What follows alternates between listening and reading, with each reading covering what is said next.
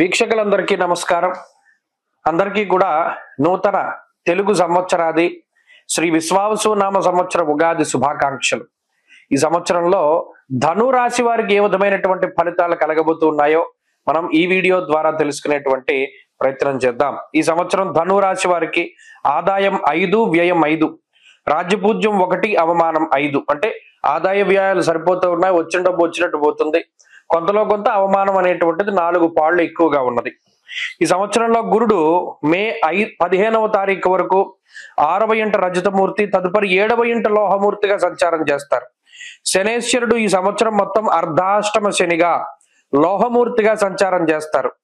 రాహుకేతువులు ఈ సంవత్సరంలో మే 21 వరకు అర్ధాష్టమ రాహువుగా 4, 10 స్థానాల్లో తామ్రమూర్తులు, తదుపరి 3, 9 స్థానాల్లో తామ్రమూర్తులుగా సంచారం చేయబోతూ ఉన్నారు.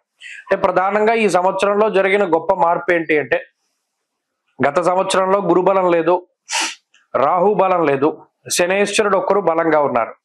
ఈ సంవత్సరంలో రాహు బలం లేదు, శని బలం లేదు, గురు బలం మాత్రమే ఉన్నది.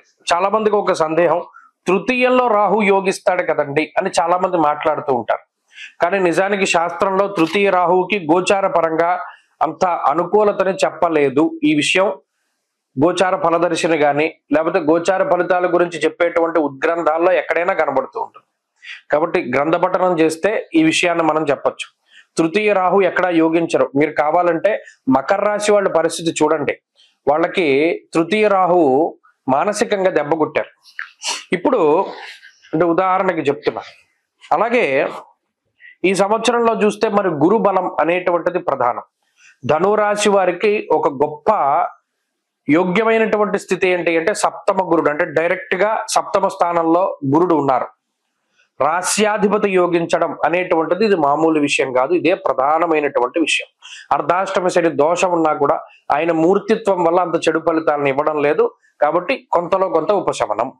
ఇక్కడ నక్షత్రాల ప్రకారం చూస్తే మూలా నక్షత్రం వాళ్ళకి కందాయాలు బాగున్నాయి. కందాయ ఫలితంలో 4, 1, 3 సంఖ్యల్లో మొదటి 4 నెలలు మినహాయించి మిగతా 8 నెలల్లో మూలా నక్షత్ర జాతకులకి చాలా బాగున్నది. పూర్వాషాఢ నక్షత్ర జాతకులకి కందాయం 7, 2, 1గా ఉన్నది. అంటే మధ్యలో సరి సంఖ్య వల్ల మధ్యలో 4 నెలలు అంటే జూలై నుండి అక్టోబర్ వరకు కొంత మిశ్రమంగా ఉంటుంది, మిగతా సంవత్సరం అంతా బాగుంది. ఉత్తరాషాఢ నక్షత్ర జాతకులకి 204 కందాయ ఫలం, మధ్య శూన్య మనోవ్యధ, మధ్యలో 0 వచ్చింది కాబట్టి మానసికమైన సమస్యలు కొంత ఎక్కువగా ఉంటాయి. ఇక ఈ సంవత్సరం అంతా కూడా అర్ధాష్టమ శని దోషం ఉన్న శుభదాయకంగా ఉండడానికి కారణం రాజదర్శనం, ఆరోగ్యం, గాంభీర్యం, గాత్ర పోషణం. చాలా మంది ఈ శ్లోకాలు కూడా గుర్తుపెట్టుకుంటున్నారు. నిజానికి చాలా గొప్ప విషయం.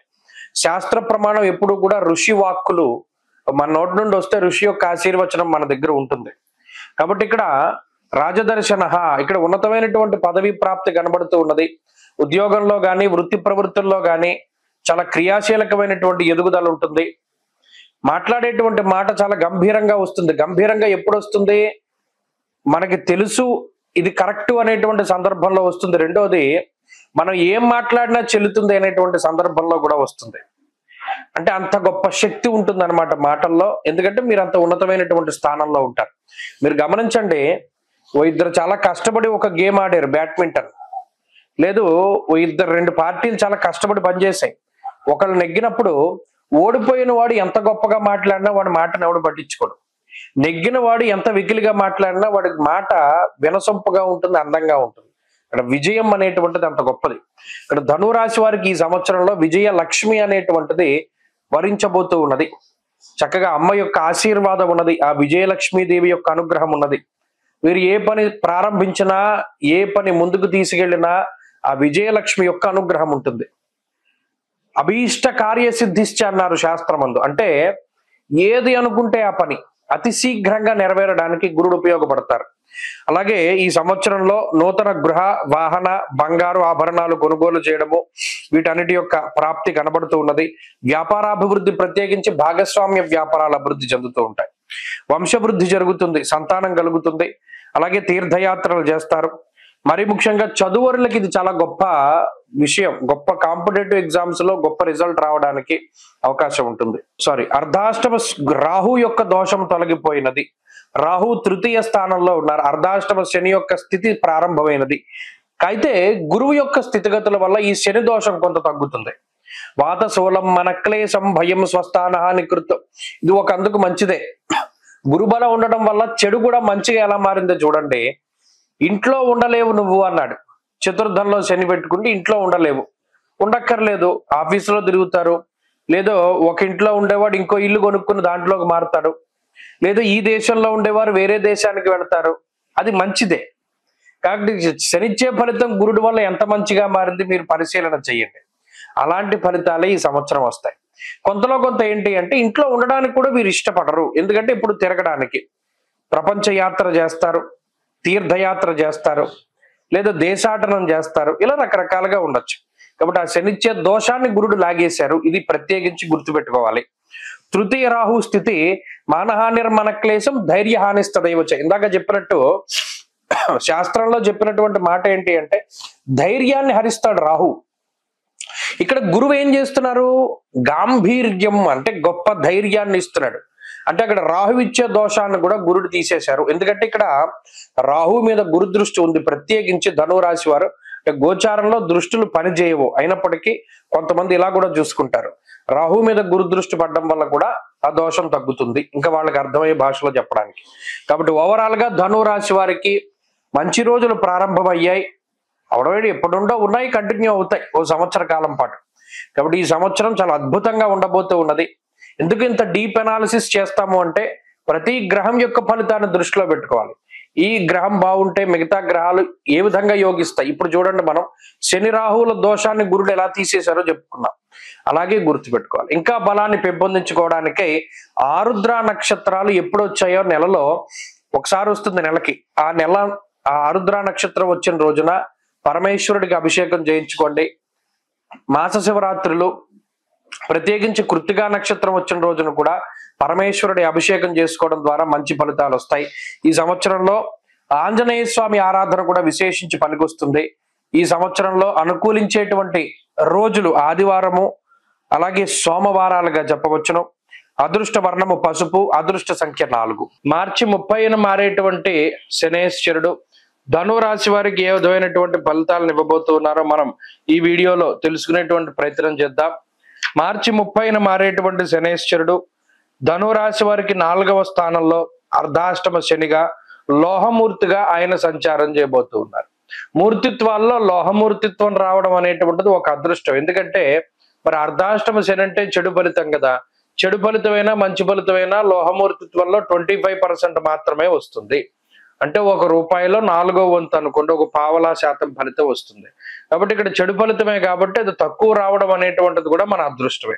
కాబట్టి ధనురాశి వాళ్ళకి ఏమైంది, ఈ గ్రహస్థితి అర్ధాష్టమ శని ఉన్నప్పటికీ అది 25% ఫలితం మాత్రమే లోహమూర్తిగా ఆయన సంచారం చేస్తూ ఉన్నారు కాబట్టి వస్తూ ఉన్నది.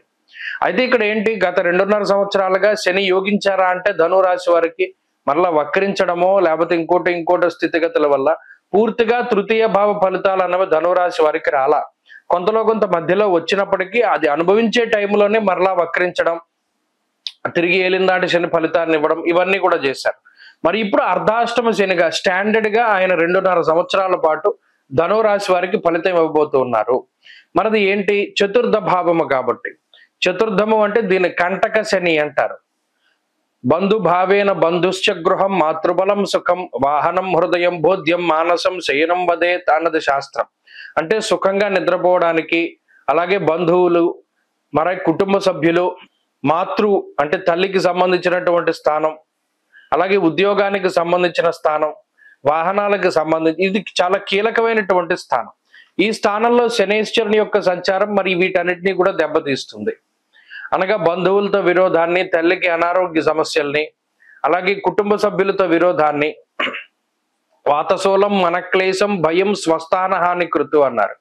అంటే అర్ధాష్టమ శని మనం ఎప్పుడైనా సరే చూడండి, శనేశ్వరుని యొక్క పీడ అధికంగా ఉన్నటువంటి రాశులు అంటే అందులో అర్ధాష్టమ శని అష్టమ శని కూడా చెప్తూ ఉంటారు.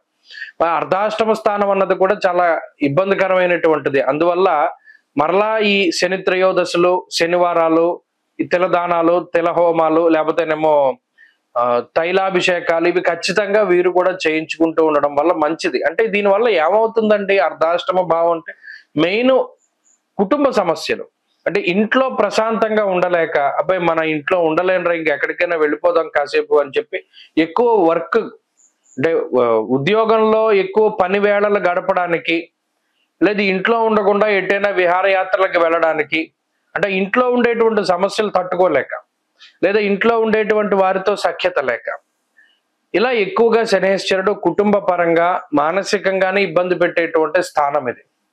అలాగే ఉద్యోగపరమైనటువంటి చికాకులను సైతం ఈయన కలిగించవచ్చు. అంతేగాక వాతశూలం మనక్లేశం భయం స్వస్థాన హాని కృత్ అన్నారు. ఏదో ఒక మానసిక భయాన్ని, అంటే పలానా మనం ప్రోగ్రాం పెట్టుకున్నాం, పలానా కార్యక్రమం పెట్టుకున్నాం, అది ఎలా వెళుతుంది, పలానాది బాధ్యత మనం భుజం మీద వేసుకున్నాం ఎలా వెళుతుంది అనేటువంటి ఒక మానసిక భయం. అయితే ఇందాక ధనురాశి వరకు ఓ విషయం చెప్పారు, ఇవన్నీ చెడే, ఇవన్నీ వ్యతిరేకమైన భావాలే, ఫలితాలే. మరి లోహమూర్తిత్వంలో ఇవన్నీ 25% వస్తాయి కాబట్టి ఒక ఉపశమనం, ఒక మానసిక ప్రశాంతత. అందులోనూ ధనురాశి వారికి ఈ సంవత్సరం గురుబలం ఒకటి వస్తోంది. అంటే చాలా కాలం తర్వాత గురుబలం వస్తోంది. సప్తమ భావంలో గురుడు డైరెక్ట్ అవుతూ ఉన్నారు, సప్తమ భావంలోకి గురుడు వెళుతూ ఉన్నారు. కాబట్టి ఈ అర్ధాష్టమ శనిలో ఒక సంవత్సరం పాటు గురుబలం ఉంటుంది కాబట్టి పోతుంది. రిమైనింగ్ లో ఇప్పుడు తృతీయంలో ఉన్న రాహు మరలా 2లోకి వస్తారు కాబట్టి రాహు బలం ఉండడం వల్ల పోతుంది. శనివత్ రాహు కుజవత్ కేతు అన్నారు. కాబట్టి ఇక్కడ గురుడు రాహువు కూడా శనిచ్చే దోషాన్ని తీసేస్తున్నారు. ఇది ఒక మంచి విషయం. కాబట్టి ఎంతసేపు ధనురాశి వారికి చెడే ఉంటుంది అనేటువంటి మాట వాస్తవం కాదు. ఇప్పుడు గురు రాహువులు ఇద్దరు శనిచ్చే ఫలితాన్ని తీసేస్తున్నారు కాబట్టి, అందులోనూ ఆయనకు వచ్చిన మూర్తిత్వం కూడా కొంత లోహమూర్తిత్వం కాబట్టి ఈ పూర్తి స్థాయిలో చెడు ఫలితాలు అనేటువంటివి ఉండవు. ఈ ఒక్క విషయం గుర్తుపెట్టుకోవాలి. ఎంతసేపు ఈ అర్ధాష్టమ శని ఉన్నారు అనే భావన కలిగి ఉండడం మంచిదే. దానికి సంబంధించినటువంటి తశాంతి కూడా చేసుకోవడం మంచిది. అనగా శనివారాలు యథావిధిగా ఈ శనేశ్వరుడికి ఇచ్చేటువంటి దానాదులు చేస్తూ ఉండడం, అలాగే అభిషేకాదులు చేస్తూ ఉండడం ఇవి మర్చిపోకుండా చేస్తూ ఉండాలి. తద్వారా కూడా శనిచ్చేటువంటి దుష్ఫలితాలు తగ్గుతాయి. ఏదేమైనా గురు రాహువులు ఇచ్చే శుభ ఫలితాల వల్ల శని దోషం పోతుంది కాబట్టి ఆ విషయాన్ని కూడా వీరు దృష్టిలో పెట్టుకోవాలి. స్వస్తి.